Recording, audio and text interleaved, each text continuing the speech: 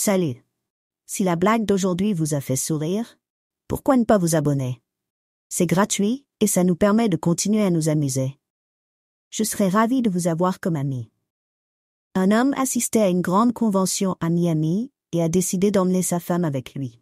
Après s'être enregistré à l'hôtel, il lui dit « Détends-toi ici pendant que je vais m'inscrire.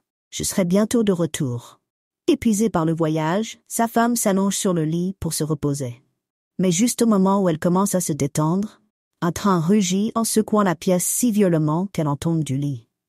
Un peu hébétée, elle pense que c'était juste un accident et remonte dans le lit. Pourtant, un autre train passe encore, secouant la chambre et la jetant par terre une fois de plus. Frustrée, elle appelle la réception pour parler au directeur. Quand celui-ci arrive, elle lui explique la situation bizarre. L'air dubitatif, il semble sceptique. Déterminée à prouver son point de vue, elle l'invite à s'allonger sur le lit pour voir par lui-même. À contre-cœur, le directeur s'allonge à côté d'elle, prêt à tester si un train peut vraiment provoquer tout ce tumulte.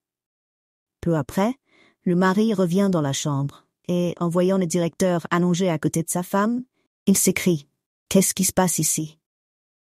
Le directeur, les yeux écarquillés et désespérés, balbutie « Vous ne croirez pas, mais j'attends un train. » Un médecin appuie sur la cloche pour appeler l'infirmière. Après plusieurs sonneries sans réponse, il rappelle. Finalement, l'infirmière arrive en courant, légèrement essoufflée. En la voyant, le médecin remarque quelque chose d'inhabituel. Les 3 boutons supérieurs de sa blouse sont défaits, révélant un peu plus que prévu. Tentant de garder son professionnalisme, il lui demande « Pourquoi vos melons sont-ils exposés? Et pourquoi ces boutons sont-ils ouverts ?» Sans manquer un battement, l'infirmière, toujours haletante, répond « Oh, ça ne vous dérange pas, docteur. Vous savez que ces étudiants en médecine ont de si mauvaises habitudes, peu importe combien de fois je leur dis de laisser les choses en ordre après les avoir utilisées. »